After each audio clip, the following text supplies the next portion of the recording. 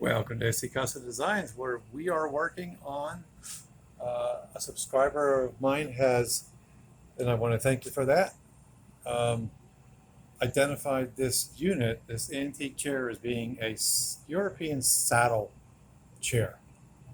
So I did a quick Google and I found that there was something looked like this, but just had different legs. It was slightly different, but it had the general look and feel. So where are we now with the repair of this unit? Um, so this is roughed out, by the way. You can see that maybe we'll see a lot of light. We made this piece, scrolled it out so that it looks like this front piece, and then I put this on last night just before actually first thing this morning, cut that out. There's that hippo shape again. And that'll complete this whole area. So it should look like that. The other arm over there, the upper part of the back part of the arm. I had to also cut a sliver out because this piece was also missing. The owners, which is the bed and breakfast on a window, New York, Allegria bed and breakfast, did not point that out, nor this out. LOL, I didn't even notice this when I was transporting it. And also there's damage under here where this has come apart. So to fix that, I'll simply take my chisel, insert it a little bit, pour down glue, clamp it up, wipe it up. It looks like it was this guy here also had the same demise, but it looks like somebody previously put some nails in there. 1, 2, 3. I'm not going to touch that. It seems to still be intact. But I am curious about this. I thought I would take this, and I wonder who did this. If it was the owners or it just was purchased like this. I don't know. But I am curious to see what's under here. Would help if I had another arm, another hand. Let's see here.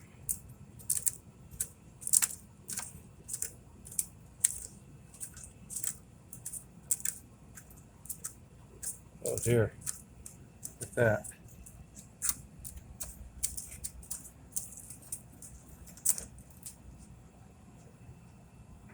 So why it wasn't glued back and secured like that? Well, I wasn't there, I couldn't tell you. But somebody thought that was the answer. Well, it was the answer for the time being, right? So what I'll do is I'll take the screw out of here, screw off of here, and we'll just glue it up.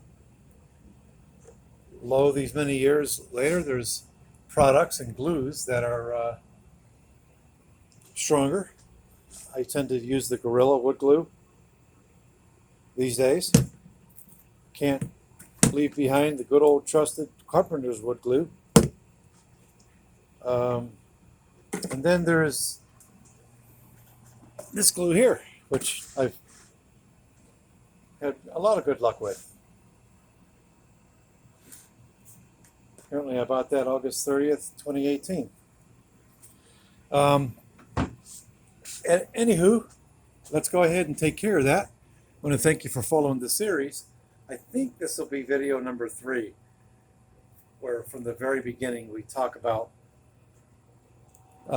getting your skill sets out of the cobwebs, some of them that may have not been used for years. You'll find yourself, at least I found myself, getting back to your basic tools.